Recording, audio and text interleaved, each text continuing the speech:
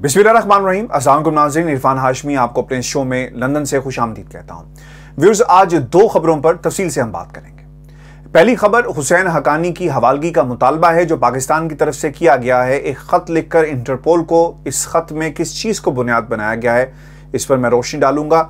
Pakistan Peoples party Bilawal Zardari के अमरीका यात्रा से मुतल्लिक माजी के बयानात और हुसैन हकानी की अमरीका में सरगर्मियाँ आपस में कैसे इंटरकनेक्टेड हैं इस पर मैं तफसील से बात करूंगा।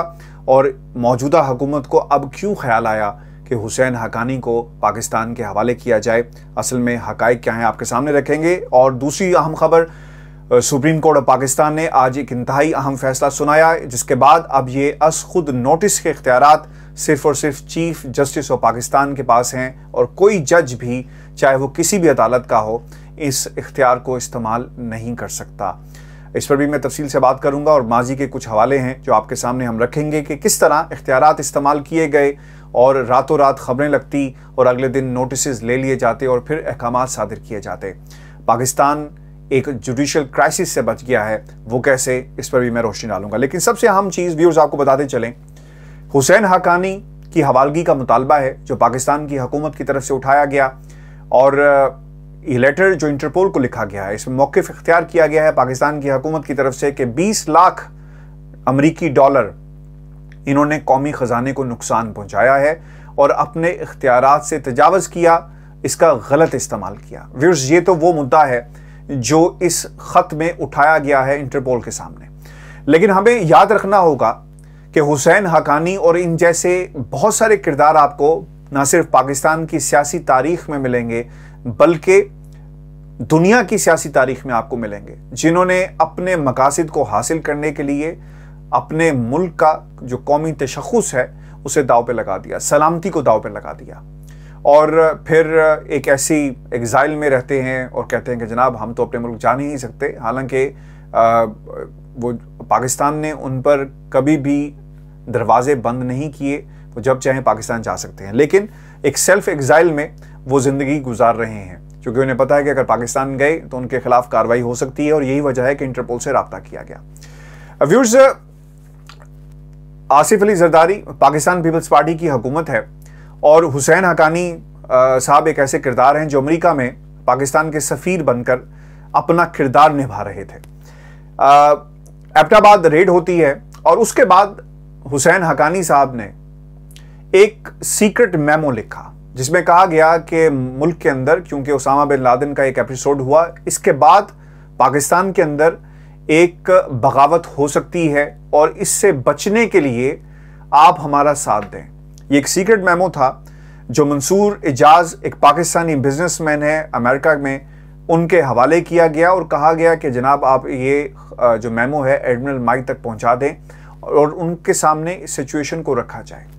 अब मंसूर इजाज़ साहब ने के मुताबिक उन्होंने क्या किया, एक तरफ नवाज शरीफ साहब ने तो ये मामला सुप्रीम कोर्ट में उठाया और ये भी आपको याद रखना होगा कि सुप्रीम कोर्ट में उस वक्त जो चीफ जस्टिस हैं वो इफ्तिखार चौधरी साहब हैं और इफ्तिखार चौधरी साहब के सामने ये मामला गया। और ये भी मत भूलिएगा कि जो वकला तहरीक थी जो माजूली जजेस की हुई उसमें पाकिस्तान मुस्लिम लीग नून ने एक बहुत इंपॉर्टेंट किरदार अदा किया, बिल्कुल राइट फ्रॉम द फ्रंट। और इफ्तिखार चौधरी चीफ जस्टिस जो उस वक्त के थे, इनकी बहाली में पाकिस्तान मुस्लिम लीग नून का बहुत किरदार था। तो इफ्तिखार चौधरी साहब ने कमीशन को सुना और कमीशन की रिपोर्ट भी सामने आती है और उस वक्त नवाज शरीफ साहब अदालत में गए और कहा कि आप फोरेंसिक करवा लें।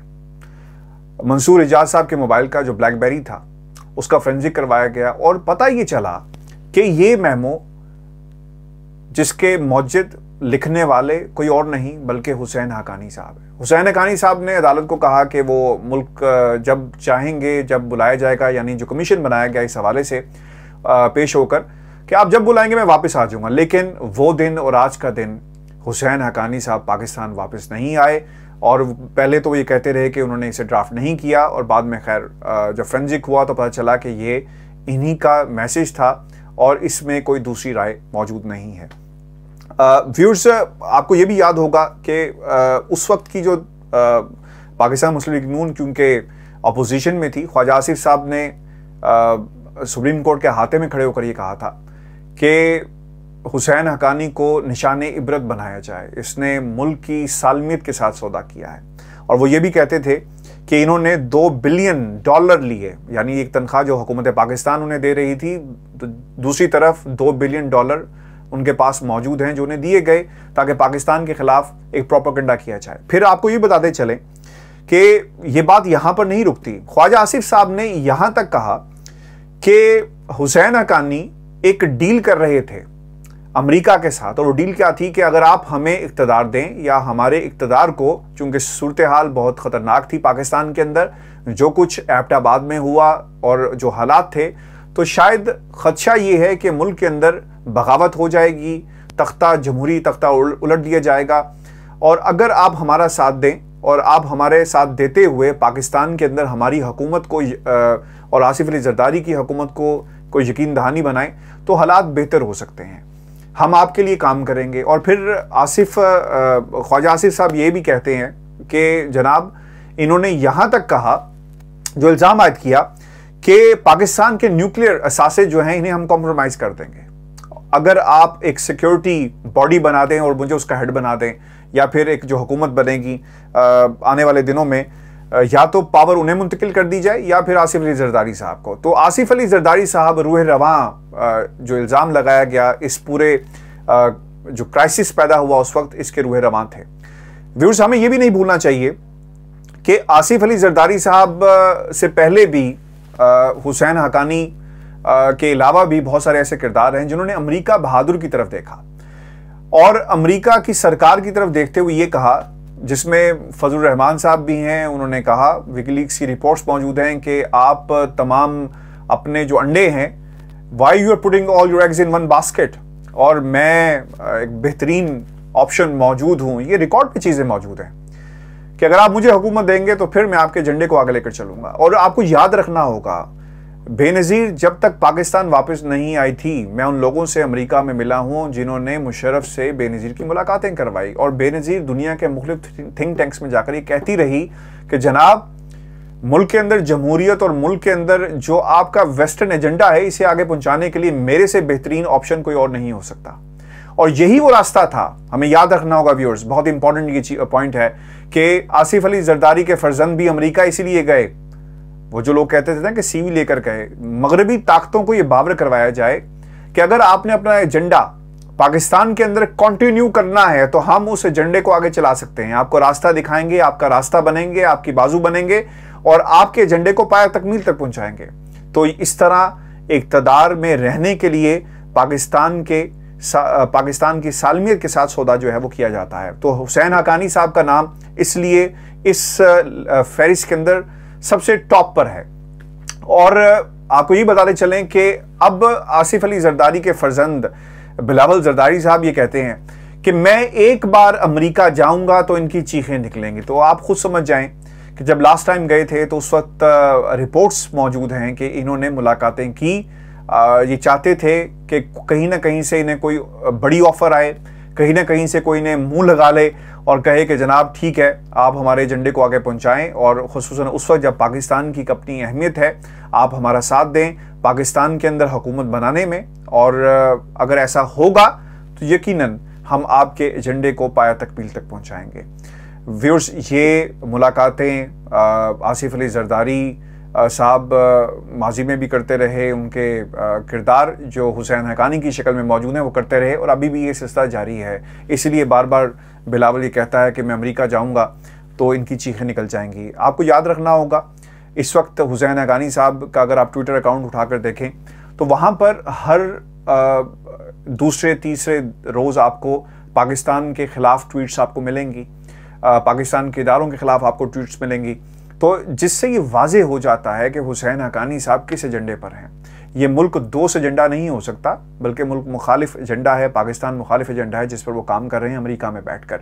और आपको ये बताते चलें कि इतलात हैं, ज़राए जो हमें बताते हैं कि इस वक्त वो मुख्तलिफ थिंक टैंक्स के साथ मुलाकातें कर रहे हैं और पाकिस्तान पीपल्स पार्टी का मौक़िफ़ आगे बढ़ाया जा रहा है, और एक रास्ता, एक उम्मीद की किरण पाकिस्तान पीपल्स पार्टी के लिए बनाने की कोशिश की जा रही है कि आइंदा इलेक्शन के अंदर मगरबी ताकतों के साथ मिलकर हुकूमत बनाई जा सकती है।